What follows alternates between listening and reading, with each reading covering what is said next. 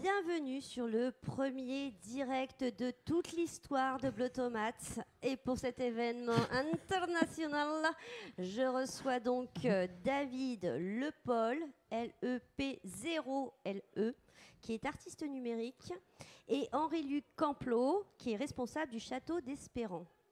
Donc tous les deux ont une histoire à nous raconter. Vous êtes aujourd'hui au Green Mix, mais pourquoi donc ?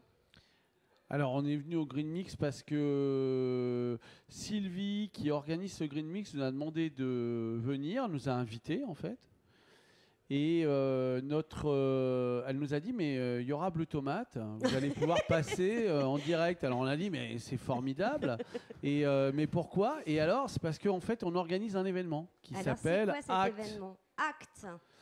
Alors je vais peut-être le montrer effectivement à la caméra. Les rencontres de la biosphère, qui se passe peut-être donc au château de l'Espérant. C'est bien ça ? Je commence à comprendre toute l'histoire. Voilà. Alors David, tu es artiste numérique. Qu'est-ce que c'est un artiste numérique ? On se pose encore la question. C'est-à-dire que les deux mots ensemble sont un petit peu contradictoires, parce que le numérique, c'est l'univers de la reproductibilité à l'infini. Oui. Or, normalement, une œuvre d'art n'est pas reproductible. Donc voilà, je me pose pas mal de questions encore sur cette question-là. Alors il paraît que ça a été réglé par les NFT, mais c'est pas du tout notre sujet. D'accord. C'est-à-dire que là, notre sujet, c'était de se préoccuper du vivant et de voir très localement, parce que nous, on est à Saint-Gilles, qu'est-ce qu'on pouvait faire en faveur de la nature, du vivant. Et donc, on a décidé de mettre ensemble les gens qui faisaient des trucs localement. Voilà, et donc peut-être Henri-Luc qui peut expliquer la genèse. Alors Henri-Luc, la genèse te revient. Oui, la genèse me revient. Non, en fait, le château d'Espérant, qui est un site du ministère de la Culture, oui. Puisque c'est aussi un centre d'archives nationales, une conservation d'archives numériques et microfilms du réseau des archives de France. Donc à Saint-Gilles, dans le Gard, à côté d'Arles. Donc ce domaine, en fait, qui est un centre d'archives, mais aussi un château meublé, plus un parc de 13 hectares, donc a signé l'année dernière la charte des écoacteurs de Camargue. Donc c'est une charte qui montre un engagement écologique. Donc à partir de ce moment-là, on a pu activer un ensemble de réseaux et on a monté un projet collaboratif avec tout un tas de structures, de partenaires de Saint-Gilles, du territoire de Saint-Gilles, et notamment Edith et Pollux, dont fait partie Monsieur Le Polar. Alors, qu'est-ce que les gens vont pouvoir voir ? Alors, c'est bientôt, hein, c'est le week-end prochain, 4, 5, 6 juin. Donc, au château d'Espérant, qu'est-ce qui va se passer sans tout nous dévoiler ? Alors, nous, on préfère vous dévoiler, hein, parce que ça serait bien que les gens soient au courant de ce qui se passe. Alors, déjà, le premier élément, je pense que c'est un village. Donc, où tous les gens qui font des choses en faveur, à leur niveau, vont présenter leur démarche. Donc il y a à la fois des agriculteurs, des jardiniers, des médiathèques, tout un tas de personnes qui font quelque chose sur le territoire pour la nature ou le vivant. Voilà, des naturalistes. Enfin, il y a pléthore de projets.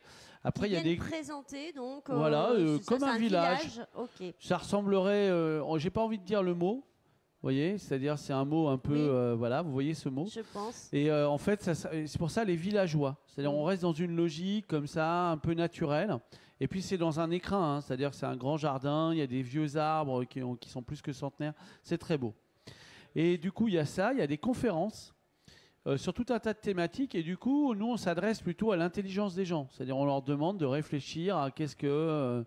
est en train de se passer, et donc il y a différentes thématiques. Alors, quelles sont ces thématiques ? Parce qu'il faut qu'on sache un petit peu de quoi on va parler. Alors là, je pense que je vais passer la parole à Henri-Luc, parce que là, il a pas mal de choses à dire. Alors, Henri-Luc, on a quelques exemples de conférences. Alors, par exemple, le vendredi soir, à 19h, au pavillon de la culture de Saint-Gilles, il y a une table ronde sur la biosphère, les réserves de biosphère animées par l'UNESCO. Donc il y a une table ronde qui va parler en fait du rapport entre culture et nature. Très bien. Voilà, donc c'est ça c'est vendredi soir. Vendredi soir, c'est à mon avis une table ronde qui sera très intéressante.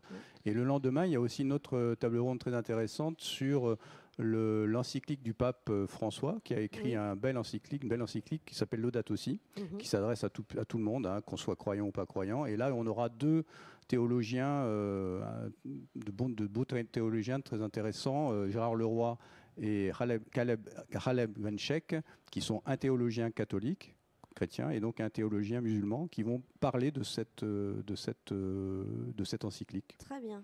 Donc ça, c'est samedi, dimanche. Ça, c'est samedi. Et dimanche, il y a... les jardins partagés, mais il y a un moment qui est très important pour nous, autour du RTE. Donc on parle en acronyme, ça ne veut rien dire, mais c'est Revenu de transition écologique. Okay. Et donc ça, si vous voulez, c'est une manière d'aborder l'écologie par la question économique. Non pas en disant faut recycler ce machin, faut bidule, et en mettant des contraintes aux gens, mais en créant des emplois à travers les dispositifs. C'est-à-dire en créant des emplois collectivement, c'est-à-dire c'est des coopératives locales qui mobilisent des ressources à la fois publiques et privées pour créer des postes de gens dédiés à la transition. Donc ça, c'est un moment assez important de notre point de vue, parce que c'est un moment, on va dire, qui va peut-être influer sur notre territoire. Et après, un autre moment important le dimanche, c'est sur les jardins. Et là, je redonne la parole à Henri-Luc, parce que les jardins, c'est son truc. Là, on a les jardins, on a des balades. Oui, on a plein de choses. On a des balades ornithologiques, des balades botaniques, on a des balades aussi artistiques. Il y a des artistes qui exposent dans le parc, en extérieur, sur la façade du château. Il y a beaucoup de choses.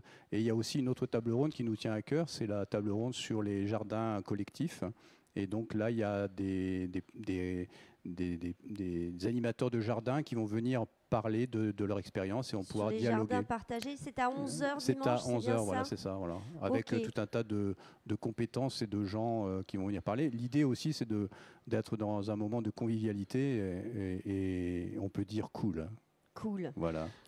Voilà. Je sens que David va dire quelque chose. Moi, ce que je voulais dire, c'est que en fait, l'idée, c'est que les gens se rencontrent.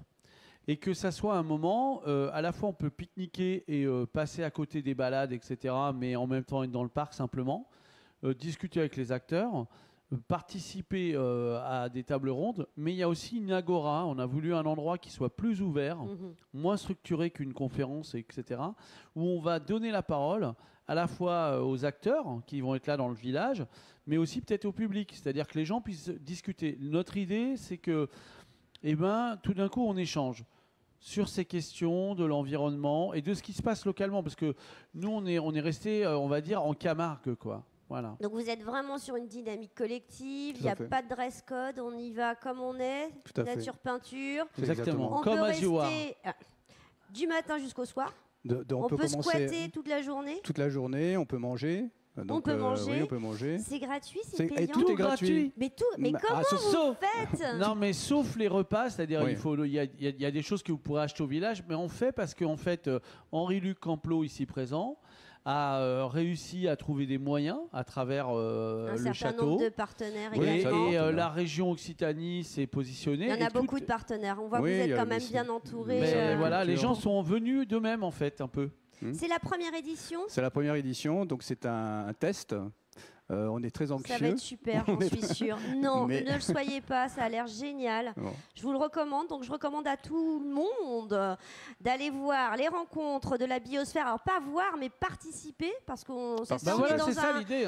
Une idée de rencontre. Il y a du collectif. On va partager, échanger, réfléchir, manger, se balader. Ça se passe au château d'Espérant à Saint-Gilles, dans le Gard.